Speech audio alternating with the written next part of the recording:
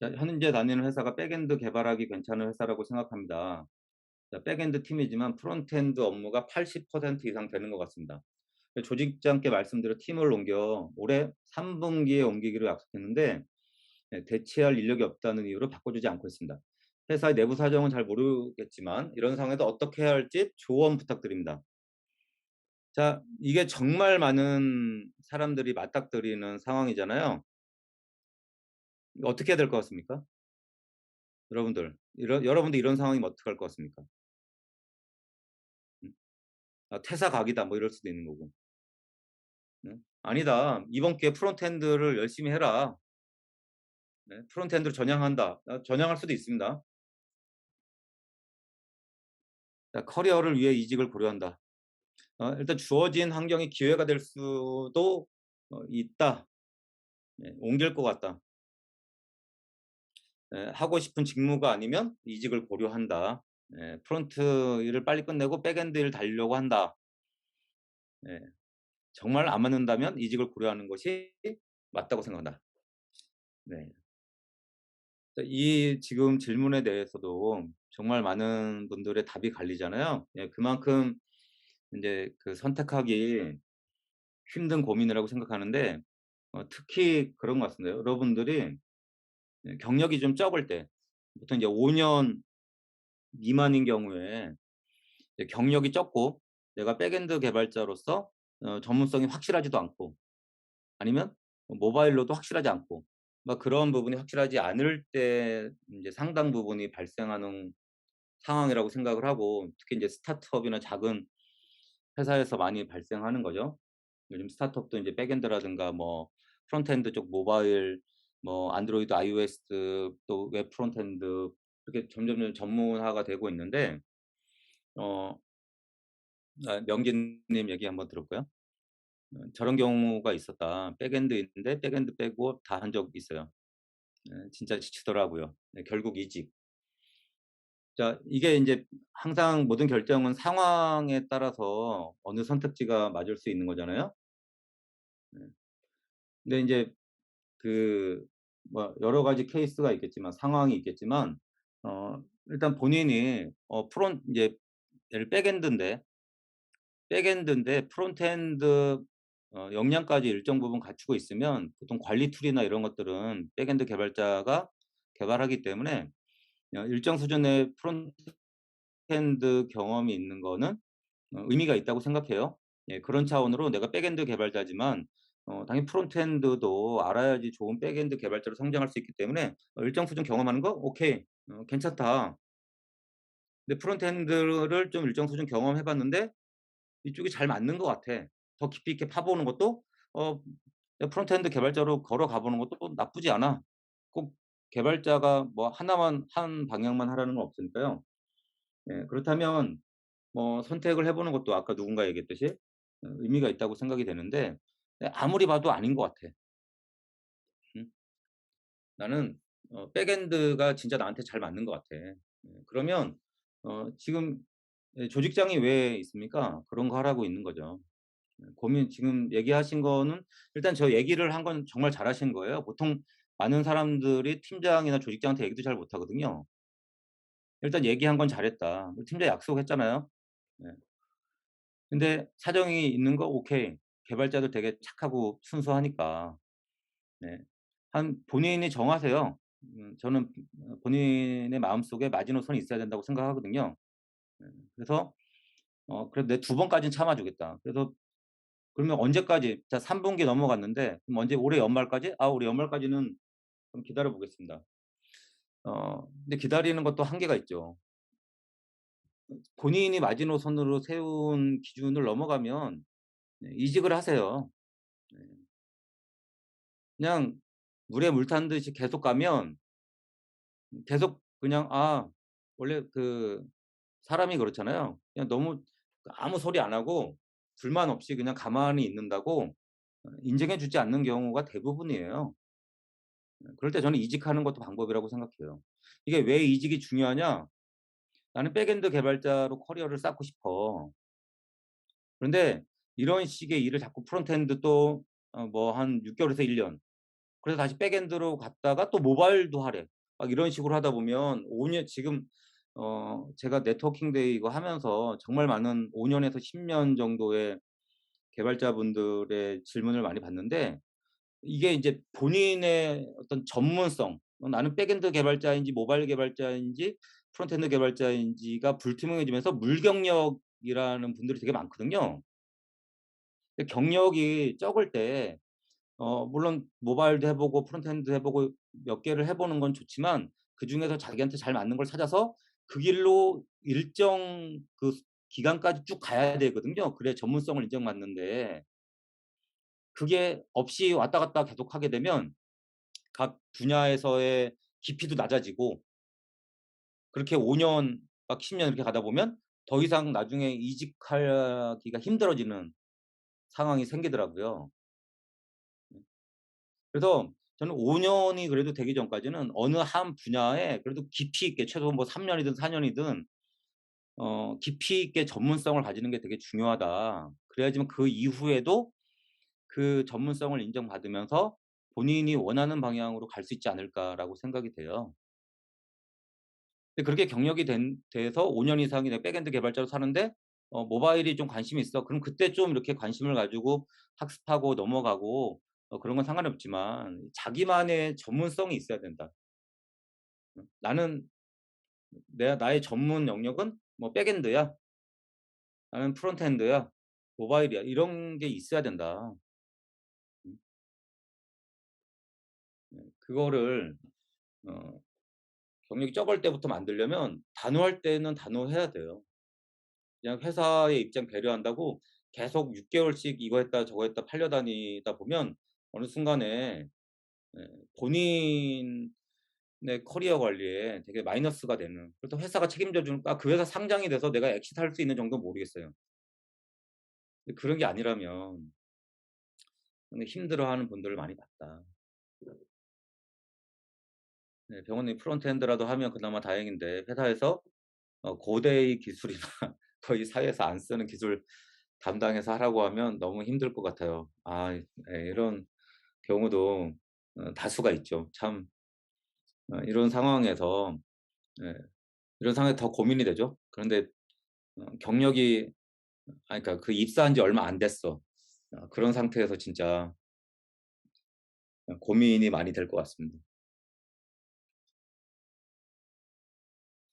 네. 성규님이 저랑 비슷한 얘기하셨고요.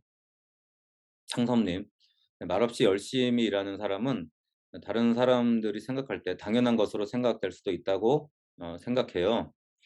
말하는 것이 중요하다고 생각합니다. 그 제가 이 네트워킹 데이를 하다 보면 저는 이게 프로그래머들한테, 그러니까 우리 뭐 엔지니어들한테만 한정된 게 아니라고 생각하는데, 우리나라 대다수의 직장인들한테 비슷하게 발생하는 현상이라고 볼 수 있는데, 우리들이 학교에 다닐 때 뭐 국영수, 뭐 사과, 영어 뭐 이런 것들만 진짜 열심히 했지, 회사 생활을 어떻게 잘할 것인가, 어? 그리고 뭐 노동법, 예? 그 연봉 협상하는 방법, 음 불합리한 상황에서 어떻게 대응할 것인가, 뭐 이런 부분들 있잖아요. 이런 부분들이 정말 직장인으로 생활하는 데 필요하잖아요. 근데 누구도 이걸 가르쳐 준 적도 없고, 사회에 나와서도 아무도 이걸 얘기해 주는 사람이 없잖아요. 그러다 보니까 너무나 많은 개발자들이, 너무나 많은 직장인들, 노동자들이 불합리한 환경에서 그냥 묵묵히 일하는 경우들이 많은 것 같아요. 네.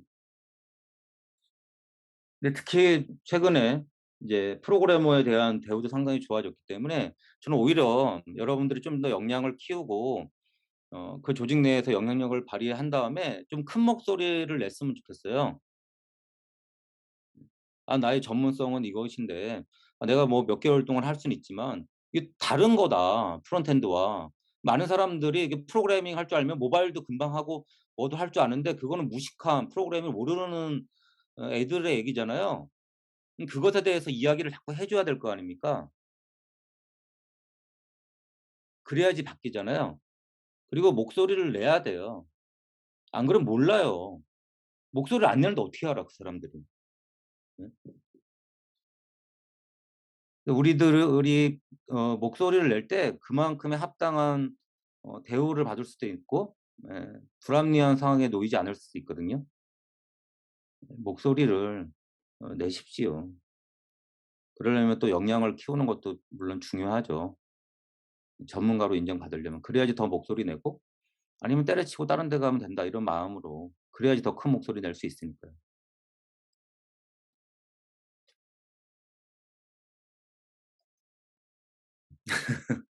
네. 목소리 낸다 그러면 맞아요. 막 이런 얘기, '아 저 인간이 미쳤나? 갑자기 왜 저래? 저게 세상 물정 모르나?' 네.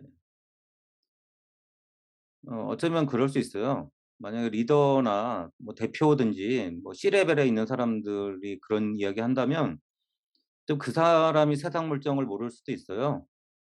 지금 세상이 어떻게 바뀌고 있는지 오히려. 예. 그러면 반문하세요. "아 대표님이 요즘 세상 물정 너무 모르시는 것 같네요." 그리고 요즘에는 뭐 요즘 뭐 다 그렇진 않지만 그래도 과거보다는 훨씬 더 목소리를 내고 자기 의견을 내고 이런 사람들을 원하고 있습니다. 그냥 시키는 일만 묵묵히 하는 사람이 우리 업계에서는 점점 더 인기가 떨어지고 있어요. 저는 앞으로 시간이 지나면 지날수록 더 그럴 거라고 생각하거든요. 그래서 목소리를 낸다는 건 또 자기가 맡긴 일에 책임을 지고 해낸다는 부분도 있는 거고요. 그만큼 자신감이 있으니까 또 목소리도 내는 것도 있겠죠. 그래서 목소리를 내려고 그런 진짜 그 화남, 빡침에 의해서 공부를 더 하기도 하더라고요. 저 같은 경우는 그랬거든요. 이게 막 화가 나는 거야. 그러려면 '내가 힘을 길러야 되겠다.' 이게 꼭 나쁜 건 아니거든요. 그래서 그런 빡침을 가지고서 내가 성장하는 거죠. 무엇인가 이것도 동기부여가 되잖아요. 열심히 공부를 해요. 그리고 점점점 나의 역량을 만들어. 목소리를 계속 내. 내는데 안 바뀌어. 그럼 그때 때려치고 나오는 거죠. 가장 나를 필요로 하는 순간에. 꼭 우리가 한 회사에 얽매일 필요는 없잖아요. 물론 어 꼭 회사와 이렇게 적대적인 관계를 두라는 게 아니라 내가 책임감을 가지고 열심히 일을 하는 거죠. 나의 역량을 키울 만큼 키우고 회사가 요구하는 거는 하고, 그래서 신뢰가 쌓이겠죠. 그때 목소리도 내고 불합리함에 대해 당당하게 말하고. 근데 회사가 안 바뀌어.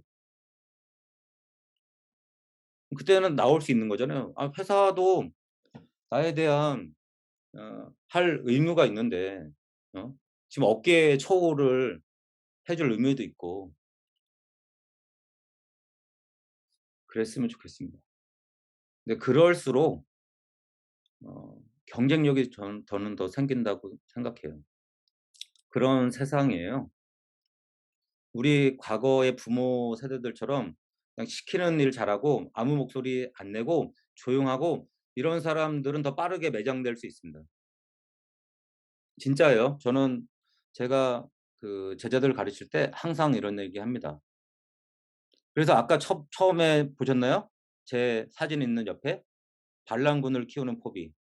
뭐 이런 이야기 계속 "반란군이 되라." 이런 말도 하고요. "동의되지 않은 권위에 굴복하지 마라."